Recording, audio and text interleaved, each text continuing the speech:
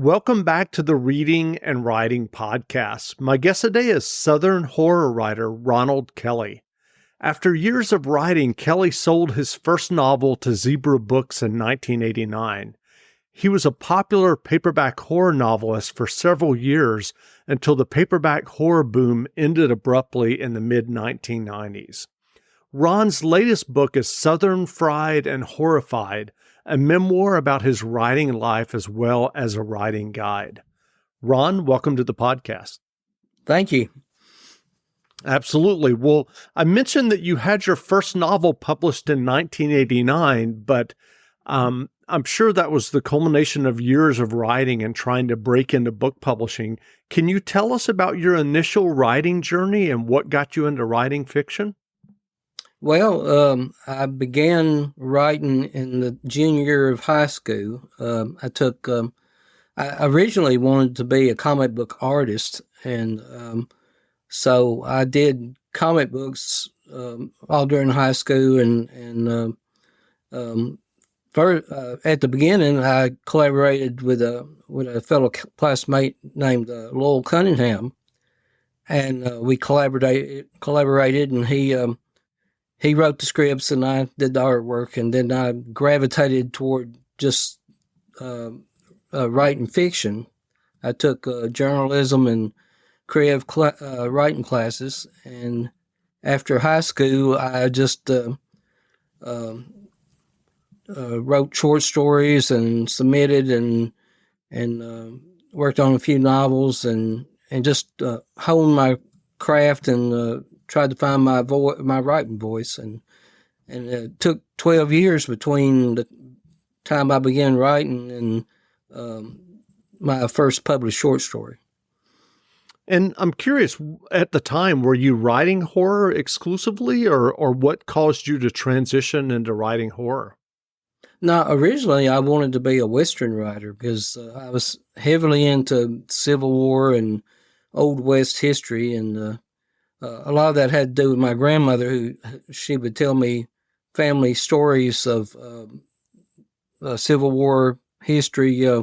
I had family in both sides of the Civil War, and so that kind of piqued my interest in Civil War and Western history. And I tried to get into the Western genre for a while, and it was so narrow it was hard to break into. So eventually around 1986, 85, 86, I thought, well, maybe I should go back to my first love, and so I started writing horror stories, and it kind of clicked.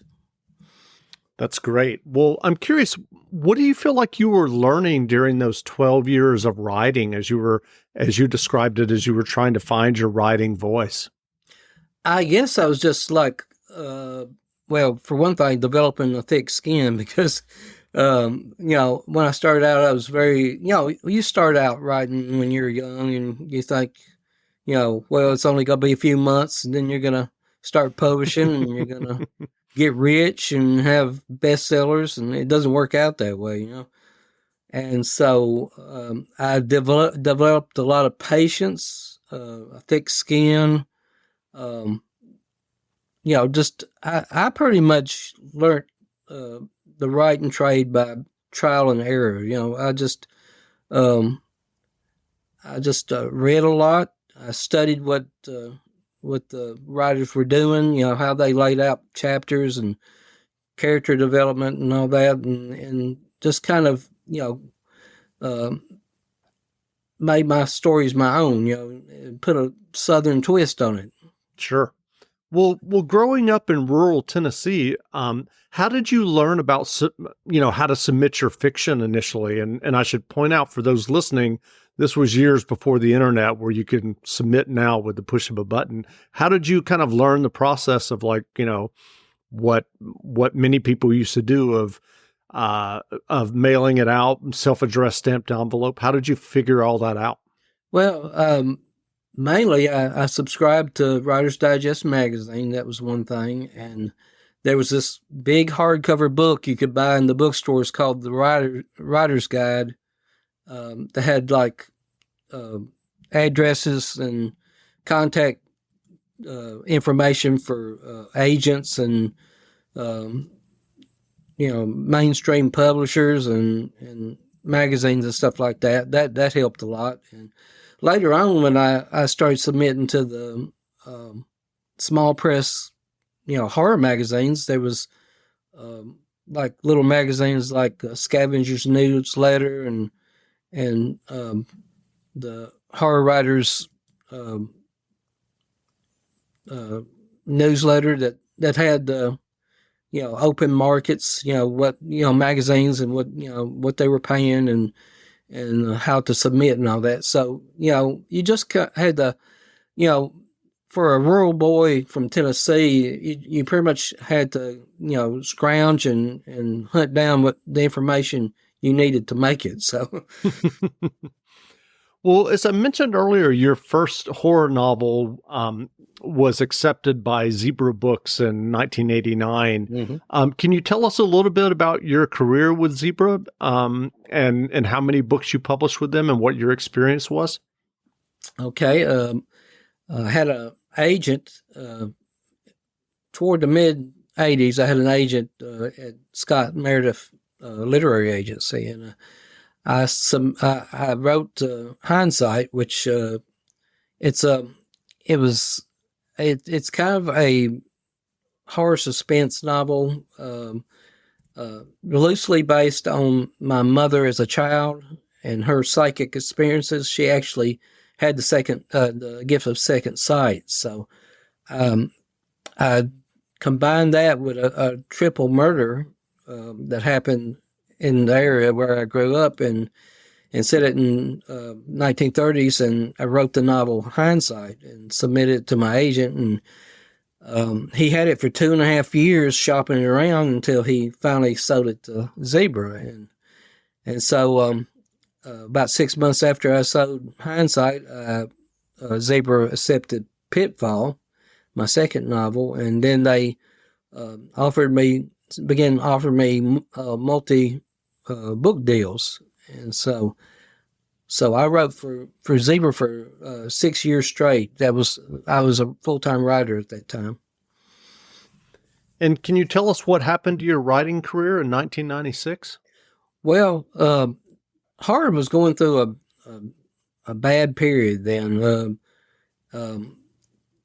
Horror had gotten so hot, in the late 80s and early 90s that the mass market publishers were kind of overextending themselves. They were buying up properties that in books and that wasn't very well written, taking on authors who really hadn't cut their teeth and was writing substandard horror fiction, and the readers were buying these books and getting burnt, and sales were falling off. And so the publishers were like letting their authors go and shutting down their publishing line, and that's what happened to Zebra. They in 1996, it was October 1996, I remember it. I got a call from my agent, and he told me that Zebra had shut down their horror line, and that I had two more books scheduled with them, and he said they would be returning those books to me, and I would be keeping any advance money I got, but I would no longer be writing mass market paperbacks for Zebra. And so at that point, did you think about trying to move back into Westerns, or what did you do? I did. My agent, the one word of advice he gave me was to write anything but horror, because horror was almost poison back then. That editors wasn't reading it at that time, and it just so I did. I attempted to write Westerns for a while, and even children's books, tried to do something different, and nothing was working for me. So I kind of got bitter and just kind of accepted the fact that I'd had my shot and it was gone. So I decided to just hang it up. I decided to stop writing horror or reading horror. So I stopped writing for 10 years.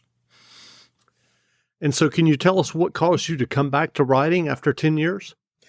I had a friend named Mark Hickerson, and he was a fan of my work back in the mid 90s and a good friend. And he kept encouraging me to come back. You know, he'd say, well, there's this new guy named Brian Keene, and he's written this zombie novel and revitalized the horror, genre. And I said, well, no, I'm not interested in doing that anymore.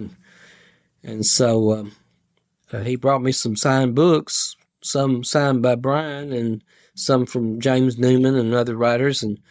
And I remember Brian had written "Thanks for the Inspiration" when he signed my copy of The Rising, and it made me think that maybe I'd done something positive, when I was writing for Zebra, and so I read James Newman's Midnight Rain and just loved it and thought, hey, maybe I can get back in here and do it again.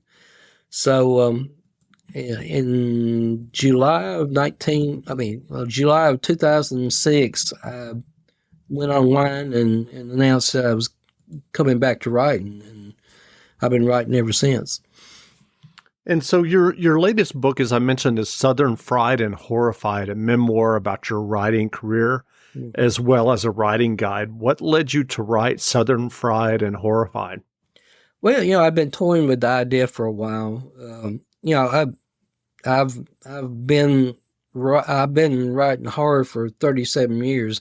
I would have been writing it 47 years if I hadn't stopped for 10 years. But I just thought, I've been through heaven and hell and made a lot of mistakes. Did some good things and bad things, and as far as publishing and all that. And maybe people would be interested in my story, and maybe I could help some people avoid some mistakes. Some new writers and all that. And so I went on Twitter and I asked anybody, I posed a question, would anybody be interested in it? And, people, were very positive about it. And so I wrote a few chapters, just to get the feel of it. And it came naturally. It was almost like I was sitting down telling a story, So I sent it to,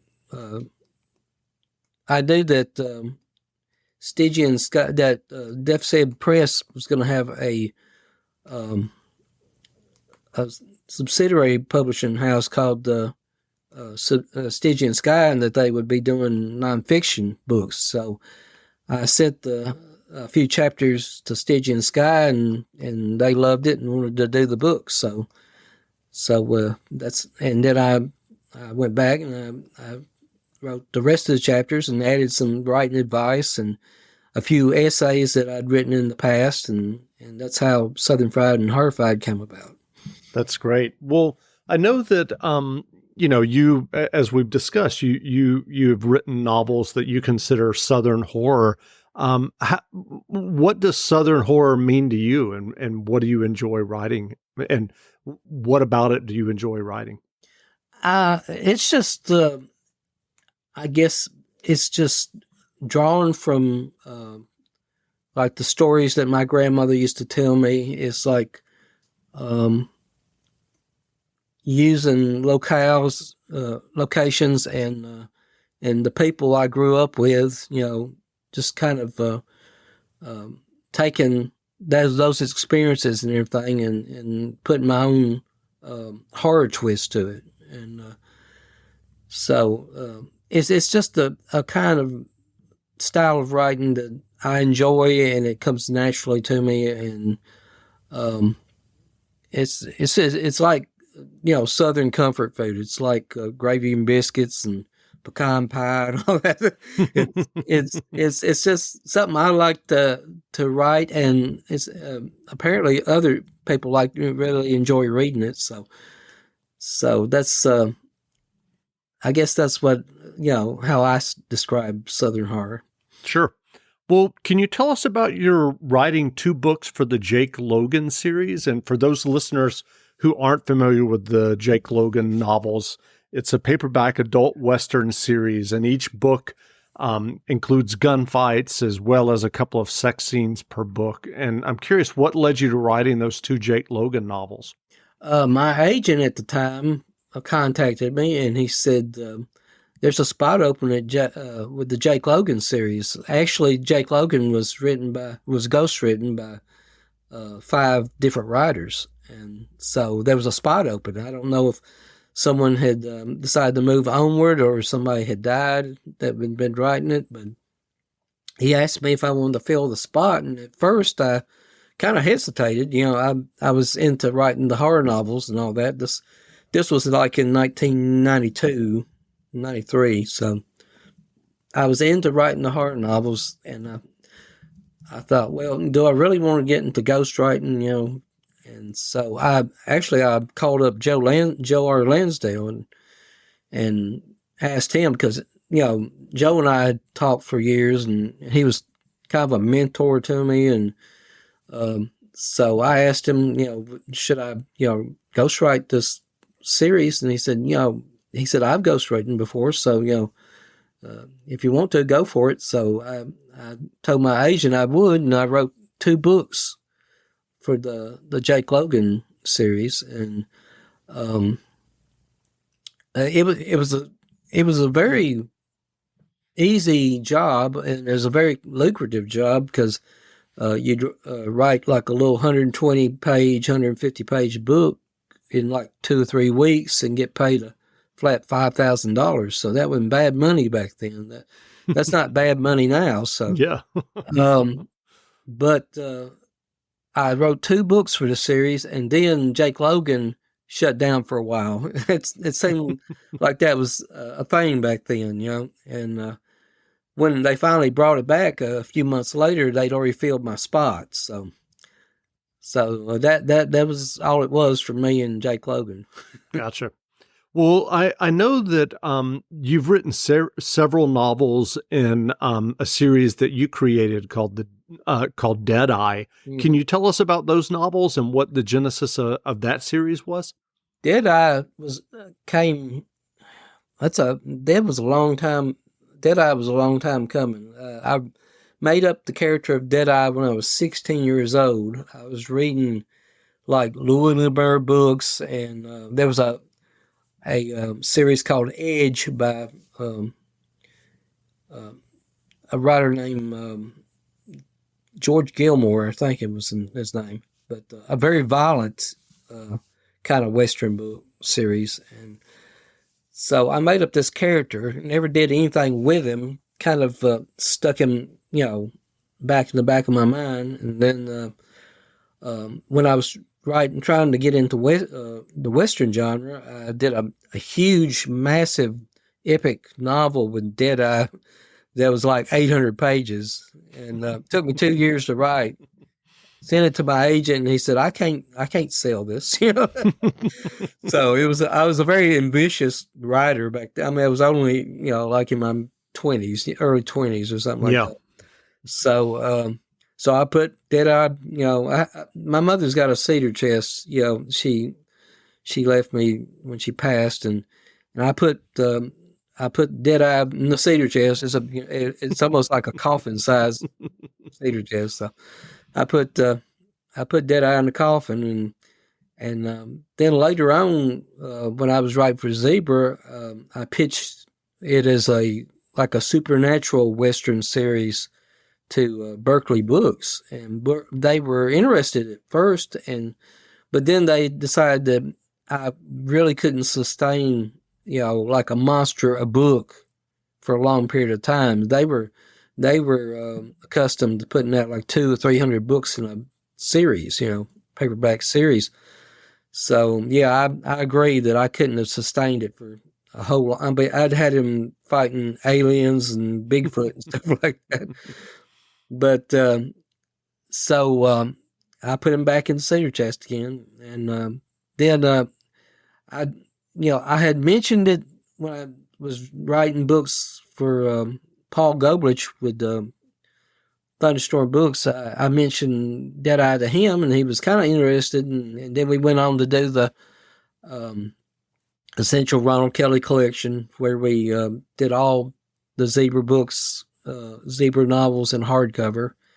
And then just recently, we decided to do Deadeye, in 5 volumes, and so Thunderstorm is putting out the limited edition hardcover, and at the time, Silver Shamrock was putting out Deadeye. They put out the first Deadeye book, in ebook and paperback, and then Silver Shamrock closed their doors, and Crossroads Press took on Deadeye. So far we put out 2 Deadeye books. Book 1 is Vampires, Zombies, and Mojo Men, and number 2 is Werewolves, Swamp Critters, and Hellacious Haints. So number 2 was fun, really fun to write, because it was like a monster fest. I mean, it had all kinds of monsters and demons and stuff. There's a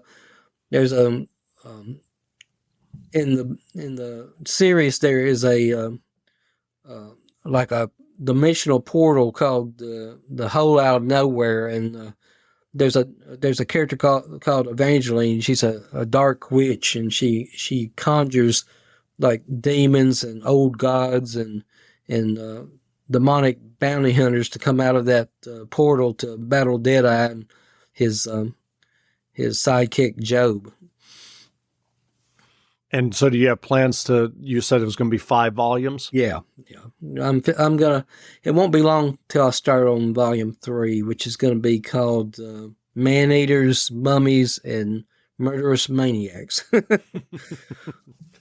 Well, I know that you recently retired from your day job. Are you planning to go full tilt back into writing fiction? Yeah, I am. Probably after Christmas. Christmas has been so hectic, and plus I've had things to do around the house here. But yeah, after Christmas, I'm gonna hit it full force, and probably gonna write the sequel to Fear, my magnum opus, and so I'm looking forward to that. We're actually putting Fear out in author's preferred edition, and that should be coming out later this month or in early January, and by Crossroad Press. That's great. Well, I'm curious, what's your writing process when you're working on a novel or a short story? Do you outline the novel extensively, or do you just dive into the narrative and see where it takes you? With a novel, I do kind of do a loose outline, so I know where it's going from beginning to end.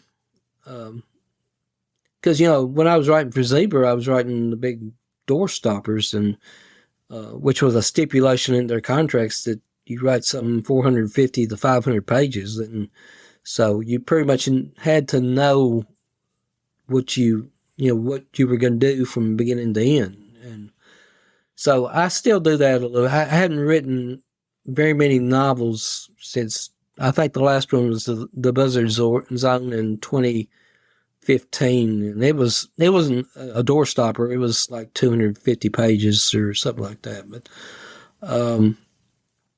so with novels, yeah, I outline a little bit and give it a lot of thought. But with short stories, I pretty much just get a germ of an idea, and then I sit down and let it take me where it goes, Yep. So I'm curious, what writing advice would you offer for those who are working on their own stories or novels?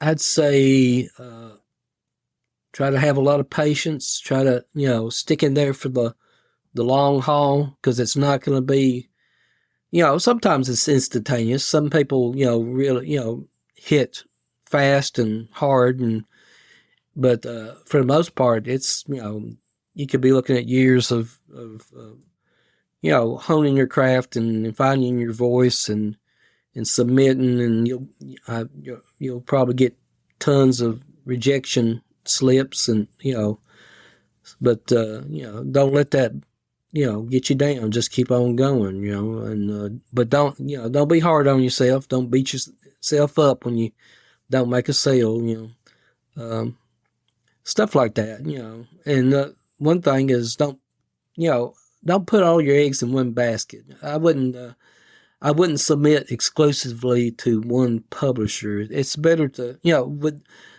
the wealth of indie publishers now, it's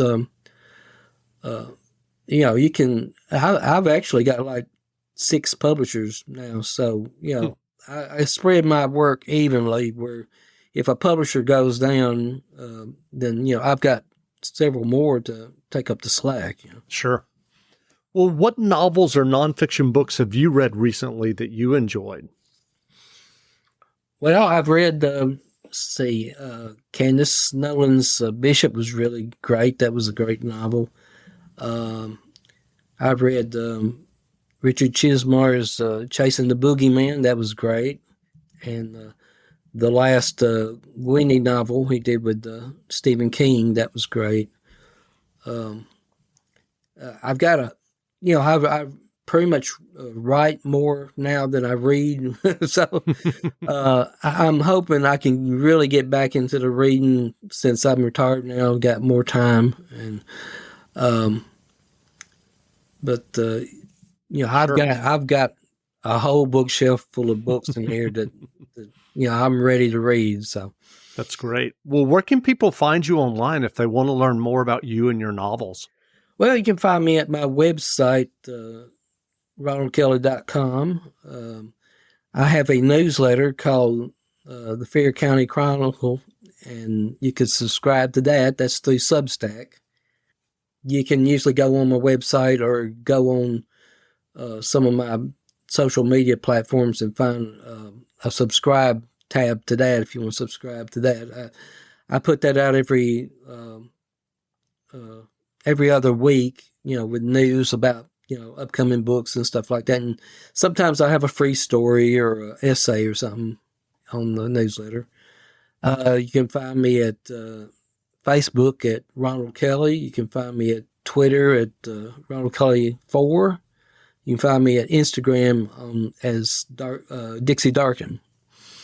That's great. Well, again, we've been speaking with Ronald Kelly, horror writer and author of the new memoir and writing guide, Southern Fried and Horrified.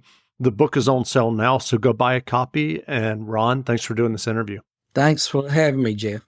Absolutely. Howdy, I'm Ronald Kelly.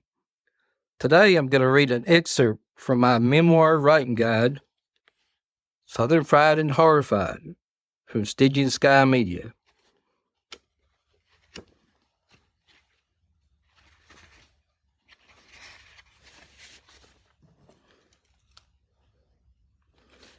Writers are all about stories, reading them, creating them, writing them, selling and publishing them. And then there's living them. Usually that's the one that folks never know or hear about.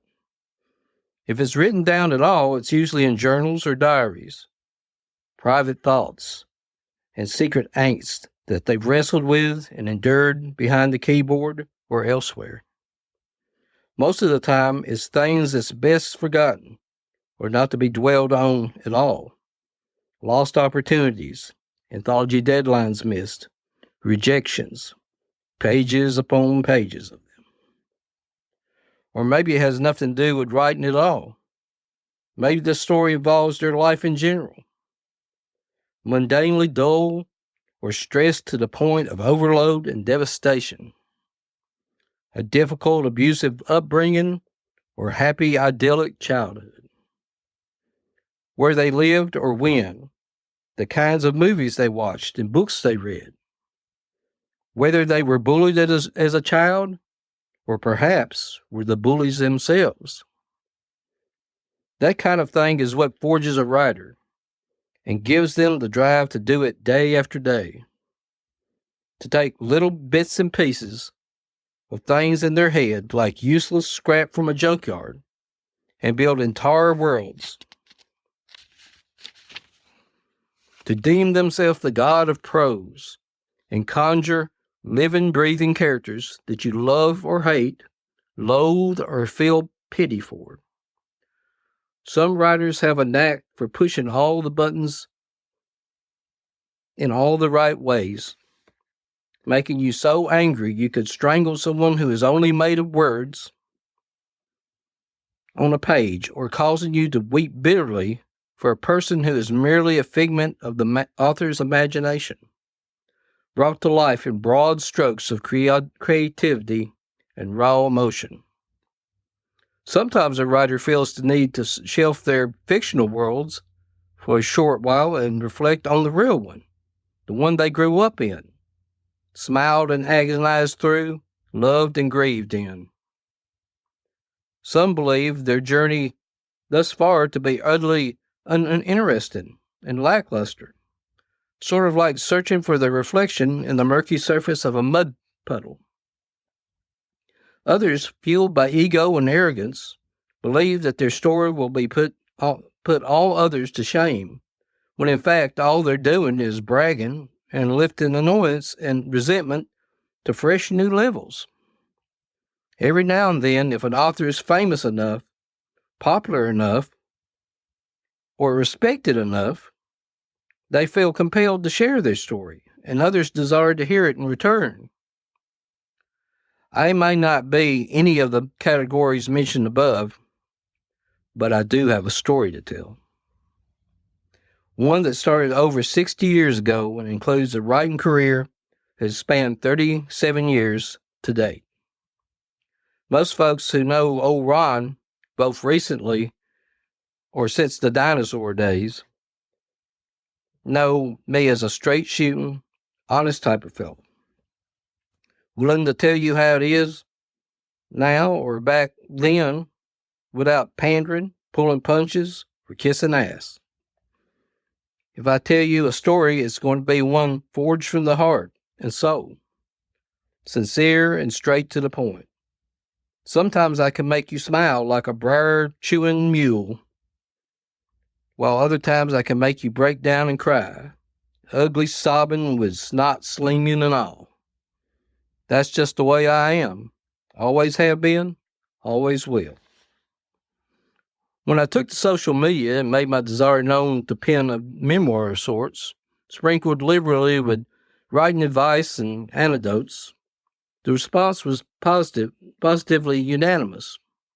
When Brian Keene, one of the finest horror authors of his generation, and well into the next, tweets, "Please, please, please, please, please," in response, you know, if Brian wants it, well, hell, you just got to go and do it. The Ronald Kelly you will read about during the course of this book may or may not be the one you are familiar with. There have been many evolutions and incarnations over the years. The introverted but imaginative child, the awkward, painfully shy nerd, the angry young man with lofty aspirations that constantly eluded him, then later the small press author who scored a cherished place in mass market publishing and lost it almost as quickly. The bitter disillusioned has-been who walked away for a decade, and the one who rediscovered his first love, took a deep breath, and gathered the nerve to give it all one more try. So sit on down there and let me tell your story, one that I know by heart. And on the way, we'll talk about books and movies and influences and the business of laying our souls bare on the printed page. I promise to keep it as truthful and as engaging as I can manage, whether it tickles like a feather or cuts deeply like the edge of a razor. As Jerry and the Dead used to sing, what a long, strange trip it's been, and it has been so far.